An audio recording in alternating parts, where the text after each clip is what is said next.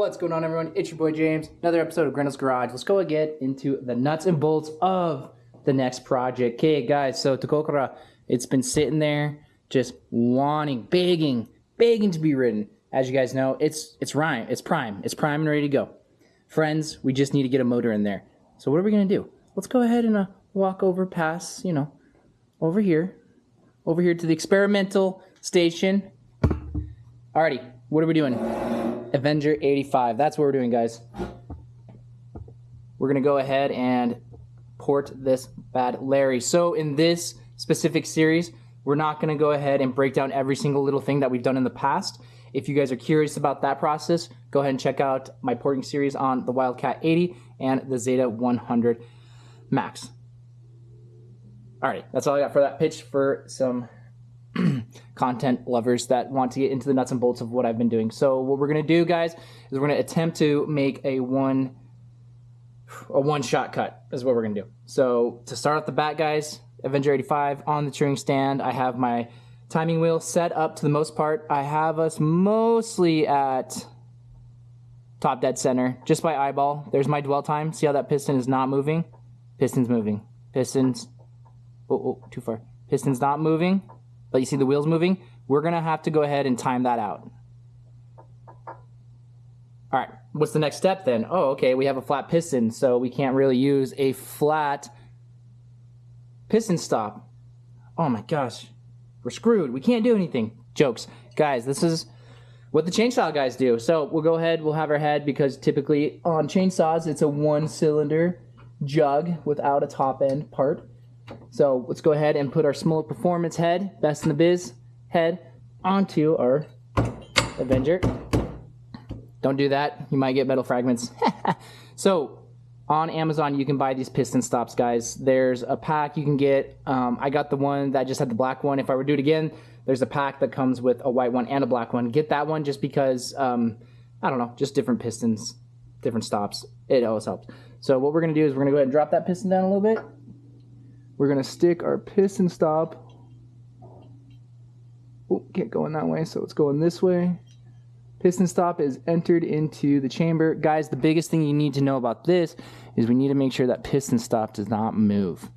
Alrighty, so let's go ahead and bring up that piston. Looks like I'm getting a reading of, let's see, 10,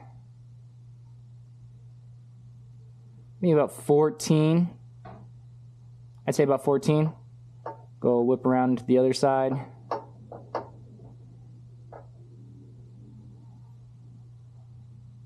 And I'm getting about,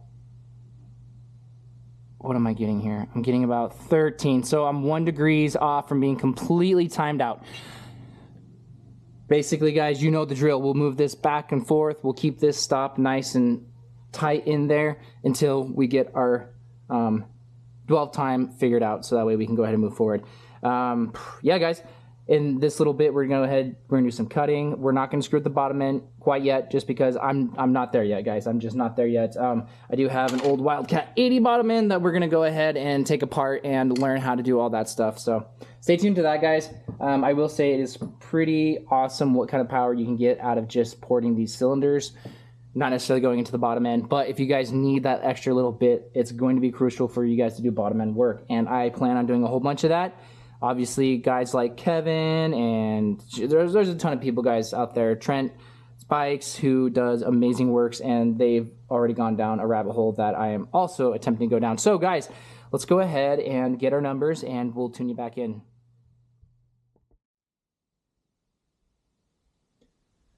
Alrighty, everyone, we are back. We went ahead and made our measurements. We made some marks on the cylinder. We're going to go over that in a sec. Real quick, let's just go and bring over the handy dandy notebook. Alrighty, guys. So first off, in my ignorance, but also in my self-awareness, I realized that, of course, I'm using a 4-stroke degree wheel. So don't make the same mistake that I've been making for a very long time. If you go past 90 degrees on this, guys, you got to remember you're adding up. It doesn't go back down. So when you get your numbers and you start calculating stuff, you need to keep that in mind. Past 90, go to 100, 110, 120, and so on. So when you're getting your numbers, make sure that you do that. And don't do what I did for like the last 2 times I've been porting, and been counting the degrees as they change that way. So pro tip, there you go. That should save you a lot of headache. So now that we actually have good numbers, and I'm going to have to go back and change all my other numbers for all my other port series and stuff like that, which is totally fine because learning is knowledge, and that's why we're here, right? Anyways, guys, so here are our numbers. We have the exhaust opening at 94 degrees, giving us a duration of 172. Transfers open at 121, duration 242. Intake opens at 67 degrees for a duration of 134. Awesome. What does that mean? It means lots, guys. Means lots, friends. Anyways, so what we need to do is calculate our blowdown. Our blowdown, what we do is we take our exhaust minus our transfers in degrees, and what we got was 27 degrees blowdown, which is not too horrible. Honestly, I will say that is awesome. From my understanding, guys, the lower the blowdown you have, the more torquey engine you're going to get in low and mid RPMs, which is super awesome, especially for motorized bicycles, but we're not really chasing that dragon. We're chasing the mid to high RPMs and all that jazz. So a longer blowdown, especially for an MZ65 style pipe, which is going to hit around 8,100, 8,200 RPMs, we want a longer blowdown. That's what those pipes like to have. Alrighty, guys. Well, if you look a little bit further, I just want to give a big shout out to my new partner. Thank you, Echo. Appreciate you a lot. Echo is Chat GPT. Been using it for the last couple weeks. Just been kicking around port ideas, different stuff, comparing this, making photos, because why not? So big shout out to you. Thank you very much. You guys might think I'm crazy, but at the same time, it has been a breath of fresh air. So thank you, Echo. There's my shout out. So with Echo's help, we went ahead and decided that we're going to go ahead and move the ports, the exhaust port, to 90 degrees. So we're going to be moving it up probably about 1.7, 1.5 millimeters up, which you guys will see here in a second.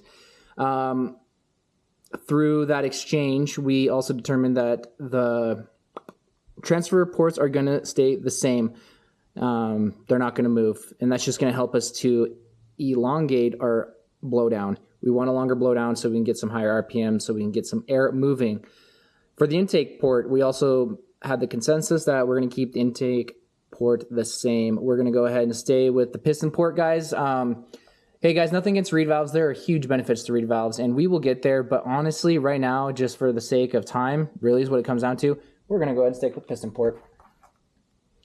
If you guys have suggestions, though, let me know. There's a lot of different kind of reed valve stuff we can get into down the road. And then we can go ahead, once we get into the reed valves, we can go ahead and start looking into transfer boost ports and stuff like that, or intake boost ports and stuff like that. But to be honest, you don't want to really screw with your intake too much if you're not going to run a reed. And that goes into a whole bunch of math and stuff like that. Anyways, guys, for the sake of making this not a bajillion million miles or long or whatever you want to say, we're going to go ahead and get in the meat and potatoes. I'm going to do my best to not shine too much light in there. I know in the past that has been an issue. So let's get you guys like this. So looking at there, our top line is going to be what we're going to be taking off from the exhaust roof. Of course, we're going to do it the Dave Special. We're going to keep that mushroom design. I'm a huge fan of it, guys. I think it is a huge proponent of moving air quickly. So we're going to keep that. If you see the marking in between where the transfers open and where the exhaust port will be, you see that line right there? That's going to be our mushroom cap, I get, for the lack of better terminology. That's really what it is. It's going to be like the mushroom cap part. So we're going to go ahead and elongate that section. Where that line goes back to the right, that's going to be how far we extend it. I'll go ahead and bring the piston up so you guys can maybe see that a little bit better. I made marks onto our piston. I went in between the time of when the transfers open and to where our new exhaust open. So I went right in between there. I forget degrees off the top of my head. I think it was 107 maybe, or something like that. And that's just more of just to have a baseline. I don't personally know if there's better to have like a smaller mushroom cap, a big mushroom cap. I really think that's just getting into more port theory, which we could argue for days and years and everything else in between. So what I went with was this. We have a 52 bore. And between the calculations, Echo and I went and determined we went ahead and used a straight piece of wire. So guys, I learned a lot. First off, you can use a straight piece of wire, but you do have to do some calculations.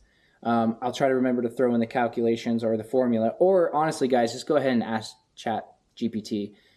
It basically did the information for me, but what it does is it takes the arc, okay? So what we would need for the arc around for the 52 millimeter bore, it went ahead and did some crazy calculations and determined that we could use a straight piece of wire, which I did use, and that measured out to be 42.07 millimeters. I ended up going exactly 42.7 millimeters. I'm not even joking.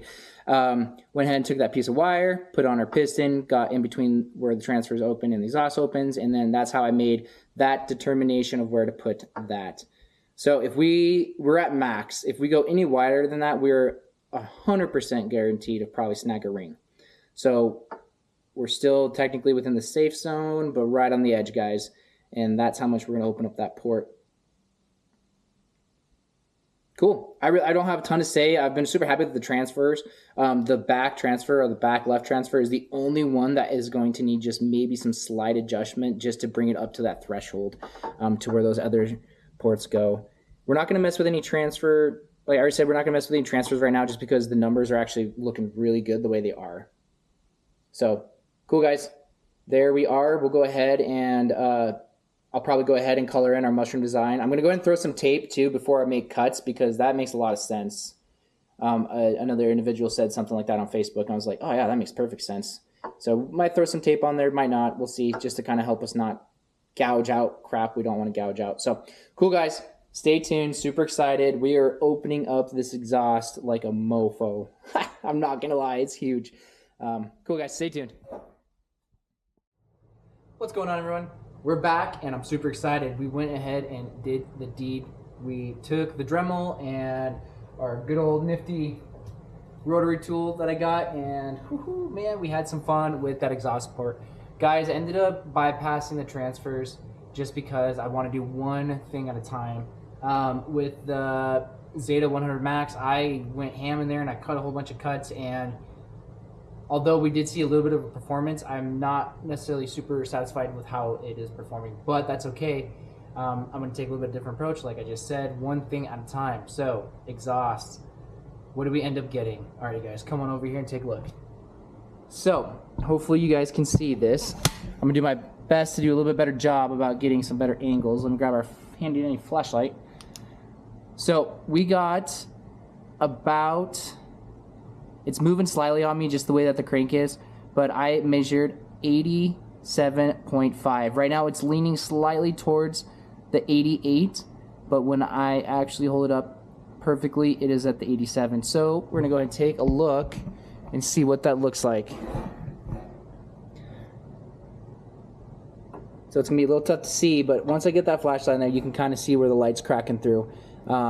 Again, that crank moved by 0.5, and you can already tell the difference. One thing I've also been experimenting with to kind of try to get, like, I don't know, a more accurate reading to see where that piston really opens up is coming back from this other side and then taking a look into the actual cylinder itself. So you can kind of see how that light is actually making that little reflection. To me, that indicates that that port is open. So that's kind of something I don't know if anyone else is doing that or if I just made it up or if I saw it somewhere. Just kind of I don't know. Let me know if that's a good idea or a bad idea, guys. I'm all ears. Very excited. So that's what we got, guys. We'll go ahead and actually take a look at this angle while it's on the head. And there you go. Went with the classic mushroom shape just for experimentation. I've been really enjoying this shape. It really, I think, personally helps. I don't know. I just think it helps. With that being said, I think down the road with the Wildcat 80, we're going to go ahead and get rid of the mushroom shape and drop it all the way down to see if we do see any kind of performance boost just in that regard.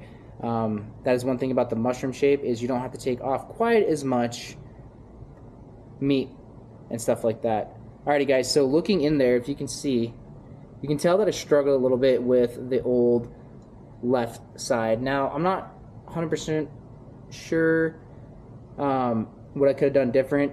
It was really tough, even with the rotary tool that has the 90-degree angle. It would have been really tough. Also, too, guys, one thing about this Avenger 85, and this is something I learned from Trent watching his videos, you got to be super careful with these stud bolts where they come through. I actually saw from him, he went ahead and took a straight edge and made lines to kind of give him a little bit more of a safety measure, if that makes sense, because that right there on that side, man, I'm not gonna lie, guys, we're pretty freaking close. Pretty freaking close.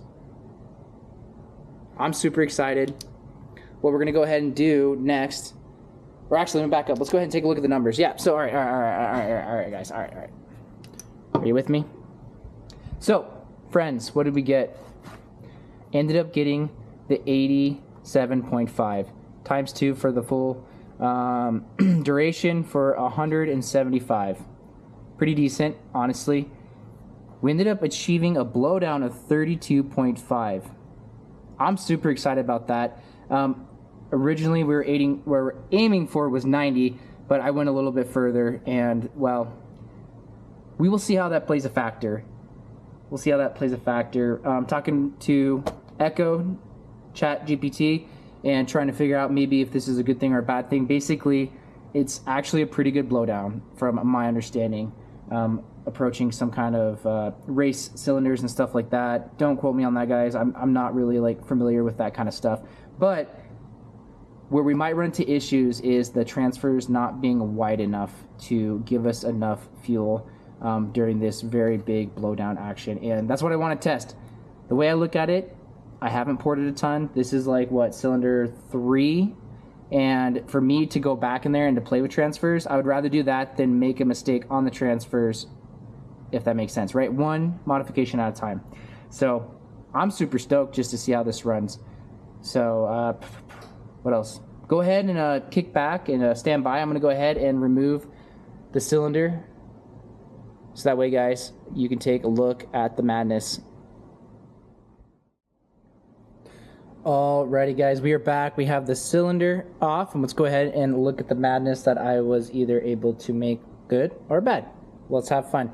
So we're still going to go ahead and run piston port. So what I like to do with piston port motors is go ahead and roughen up that intake as much as possible. Hopefully you guys can see in there. If not, I will slap in some photos as always. Oh, maybe like right there. There we go. So that way you guys can take a little look-see and see what is good. All I did was take a circular rotary tool that has like a more of a ball on there. If I had to say, it was kind of more something like that one right there. And I just basically went around, around, around, around, all the way. Not 100% sure why I went with this design. In the last one, I kind of tried to do like a rifling kind of a look, kind of like try to twist it. that turned up to be quite the S show. So went with this route. Figured this was kind of like a step up kind of a thought. Kind of act as like, as it's coming in, it's got to go whoop, and then it's going to whoop, whoop again. After that, I took some orange Scotch Brite and scratched it, not back and forth, but vertically like this to kind of help mimic that as well. And also too, to get any other debris or edges that was left from the actual cuts itself. Maybe stick that in there. Pretty happy with it. That's just to help some fuel atomization and all that fancy stuff. It took literally, that was the easiest thing that I did the entire time. All right, cool. So like I said, guys, we did not really screw around with the transfers. I did take a file and just try to clean them up slightly just to get a good chamfer and stuff like that. It's going to be quite a challenge to get even a, what is that, a 45 or a 90-degree tool in there. This bad Larry right here. Ended up having to go, I actually went through and used my other Dremel tool with a cutting wheel to actually cut some of these bigger bits just to see how that would work in the future, and I think that's the way to go. I would imagine you can get smaller ones that would be specifically geared towards that if you want to, or you can buy a pack of these and just cut them. I had it, so I cut them. So that will be fun to explore later on when we screw with the transfers. So yeah, nothing with the transfers, guys, and again, like I said earlier, that could be a good thing or a bad thing. We're just going to see. We're just going to see. Alrighty, guys, the reason why you came there is our exhaust right there. See if I got the old flashlight. I gotta be careful with the flashlight. It's super bright, so sometimes it kind of floods in. But yeah, guys, I'm super happy with it. Ended up raising the roof, like I said. What is that? 1.5 degrees more than I thought or wanted to, or excuse me. Yeah, 1.5 degrees more than I wanted to, but that's okay. It's not going to hurt us. I don't think we're going to lose enough torque to really matter. Now, with that being said, cutting on this side, that was tough.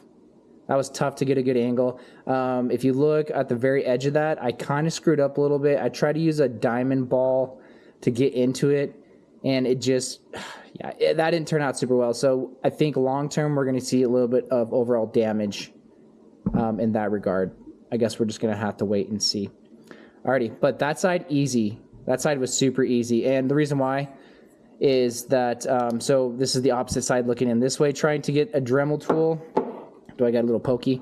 So trying to get that Dremel tool to turn in this way was super hard. Didn't matter if I used the Dremel or the rotary tool. And that's one thing too about the rotary tool, guys. It's super nice. It feels super good in the hand because it's nice and fat and you can really grab onto it. The Dremel is kind of like you get fatigued pretty quick, but having that bigger, I don't know, handle, you can't go quite as far unless I got longer bits, which is something I'll look into in the future. Also did a little bit of polishing. What I do for polishing, guys, is I get these, they're literally the Scotch-Brite little wheels that you can buy off of Amazon. I spray WD-40 on those suckers, and I hit it with that. They come with different grits. There's like the typical brown Scotch-Brite that I used to begin with, and then there's this like gray one that's probably, I would say, the finer of the grits. And honestly, it does a pretty good job. I could sit there and polish for years and years, and you know, to no avail. It is important. It does help the exhaust from sticking and it running smooth. So there is benefits to really getting into the polish. The only other thing I did do, guys, was take the sanding wheels. You can get different ones. I recommend always starting with a big one so you can get some meat and stuff like that out of there. But then you can go to the small ones to get kind of in the creases. So with the sandpaper, I was able to just really kind of remove some of those casting flaws and try to smooth this out. You can kind of see that there's still some in there, like right there. Some of those are so deep, and some of those are chatter marks from me like pulling out and stuff like that, and I'll get better as time goes on. But if I was to sit there and sand that down, which I could, and you can definitely do that, it was just super time consuming, just trying to get it. Also too, I was really working on maintaining that bell shape. So big in the front, as it goes in, it's going to get smaller, and that's going to help the velocity of the charge coming into the cylinder. So it's very interesting. You really only see that bell design on the Avenger 85. Apparently now the BBR motor that I recently got, it also has the bell design from Bikeberry, which is super good to see. That's a huge improvement personally. That's going to really help with that velocity. And on the Menace 85. So hopefully we start to see more of that in the future. You can see there's some dark marks and stuff like that. I could have got a little bit more aggressive with the sandpaper, but at the end of the day, it was still kind of tough to get in there. And I could have removed the stud bolt, and that could have probably helped a little bit. But honestly, the stud bolt only affected me trying to get like right there. So, shoot, I should have spat on her and gave her the old shoe shine, excuse me. Yeah, guys, I'm pretty happy. I'm pretty excited to see if we see some either small improvements or not. Cool. The last thing I'm going to do, guys, let's go ahead and get you back over here. Get you on the motor. All right, so the only thing we're going to do next, guys, is that going to go low enough? All right, cool. So the only thing we're going to do next is we are going to go ahead and remove this piston. And I'm going to go ahead and just clean up some of these little hangers that are meant to help the transfer flow. Get the old flashlight. Maybe that might be a little bit better. Actually, let's bring you guys. Sorry, I'm all over the place, guys. I just got back from an actual bike ride, like pedal bike, and I am so out of shape. I think mountain biking is going to be interesting, hard, and fun all at the same time. All right, so looking at this piston, what I'm going to do is get rid of these little tiny ridges that are kind of poking out right here. Could never get you guys right. Okay. It's weird with the Insta360 camera, you like want a higher view. It's easier to like rotate it down in editing. All right, so you can see there it has a lip right there. So I'm going to go through the Dremel and get rid of that, and that's just going to help promote better airflow between the transfers as this open. What it's also going to do, guys, is we're going to go ahead and lighten up the piston slightly. I'm going to go ahead and take material off places that I think might be beneficial to lose that isn't going to hurt the integrity of the piston. But just by taking off a little bit of meat here, a little meat there, a lot of the chainsaw guys do this, and what happens is you get a lighter piston. A lighter piston means it can move a lot faster. So another little, I don't know, a little caveat from a whole different, source of knowledge. I'm sorry, guys. I am so tired. It has been a wild few days, but a good wild few days. Yeah, so that's kind of the only thing I'm going to do there. And we still got to clean out the bottom end, which I haven't done yet because I've been really putting it off because I really don't want to take off these gaskets. So we might just try to slowly drip around them. But I don't know. At the same time, we're probably going to catch a lot of crud in between. So I don't know. We might go the full route and do it right, which is probably the right thing to do, right? Overall, guys, like I said, I'm pretty happy. It's definitely a learning curve. Don't judge me too much. Actually, I don't care if you judge me, but for our third port job ever, I'm pretty darn happy. I'm pretty happy with how the upper line drops. I'm pretty happy with the chamfers. Those are the better chamfers I've ever actually done. In the past, I think I told you that I've used a grinding ball, one of these diamond bit. And what I did different this time, instead of using like one of these circular ones, I actually used one of these, kind of more of like something like this, but just like the straight edge one. Oh, there we go, right there, that guy right there. I used that one way easier. I don't know what the difference was, but that was way easier to use that for the chamfers. Went back, hit it with 1,000 grit sandpaper just to take off any edges that I got from chamfering for the chamfers, excuse me. And that's just going to help take off the lip. You're not going to do any damage with 1,000 grit. Don't go crazy, but just enough to take off the lip. What you're shooting for with the chamfers is basically you want to take your thumb and it should just almost fall into the cylinder. Like your thumb wants to ride it in. And when I do that, guys, it does. Like my thumb just wants to go in. There's no hiccup. There's no ridge. It just goes right in. Boom, boom, boom. Super slick. Yeah, I'm actually very happy with that work. Cool, guys. That's all I have. Stay tuned to maybe take a look at the piston. Maybe not. I might just slap on photos on the way. And besides that, we're going to clean it out. And we're going to go ahead and slap the Avenger 85 on Tokokura just because it's been asking me to, I swear, in my dreams. I have dreams about this stuff, guys. Cool. Alrighty, guys. Thank you so much for joining me for another episode of Grendel's Garage. I love the support. Hey, guys, throw some more port theory in there. Let's have a little bit more fun with it. I super appreciate the comments saying good job, but guys, you can tell me if I'm doing silly stuff. It's okay. I got a thick skin. I'm not gonna cry too much. Alright, ride safe until next time. It's your boy James with Echo, my co-pilot. See you guys later. Alright, everyone, we're back, and well, we did the deed again.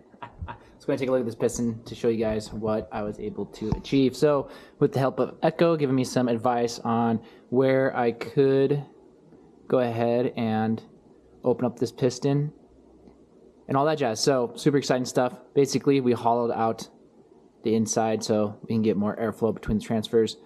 Actually, I'm pretty happy with this. It's very crucial to try to make this absolutely symmetrical as possible, especially once we're going to start getting into higher RPMs, and I think it did okay. So basically, we had a big old skirt that kind of came down here. We removed that completely, and I'm pretty happy with that. We then, like I said, hollowed out on both sides these openings for the transfers. What I ended up using, guys, I used the majority of my cutting with this guy, just basically let the tool work itself. No need to really go crazy on there. Many passes. I used black Sharpie as a reference so that way we could get as absolutely close as possible. So use that in there. then use that into the transfers. After that, I went back and used this diamond bit little rounding tool and help make everything symmetrical. Basically, I use this to clean up everything and take off all the sharp edges. This is what I'm trying to say, guys. And then I use this to round out everything. So when air does hit into there, we have a nice, smooth transfer versus more turbulence, which is going to help us also at higher RPM. So not a whole lot to say about this, guys. What else did I do to it? I did take a little bit of sandpaper on the top just to help us get a nice, super smooth, flat. It's buttery smooth right now, honestly. You can probably get this nice and polished. Don't know how much it's going to help with the flat piston personally, but it can't hurt too much. And I didn't go crazy, guys. I had like one little tiny where, like, I don't know if you can see that right there. We had one little tiny divot where we ate something at some point, and that's kind of what compelled me to go ahead and just smooth it out a little bit. And then I used the sandpaper to go ahead and boom, get up in there and make everything nice and smooth. So cool, guys. We're gonna go ahead and clean out the bottom end, and then I thought about doing a piston skirt on here. I honestly don't know if I needed to, just because I didn't take the time to see how this was at top dead center. But my thought process is if we use reeds down the road, then I don't know if that would be detrimental or not to have a skirted piston. So we're not even going to go there. Cool, guys. Alrighty, well, stay tuned. I'm not sure if this is going to be the end of this. Probably will be the end of this little talk about porting and stuff like that. So besides that, guys, we're going to go ahead and put the motor together, and we're going to slap it on Kokora, and we're going to get going. Oh, I'm so excited, guys. I'm so excited. Alrighty, guys. It's your boy James, Grendel's Garage. Until next time.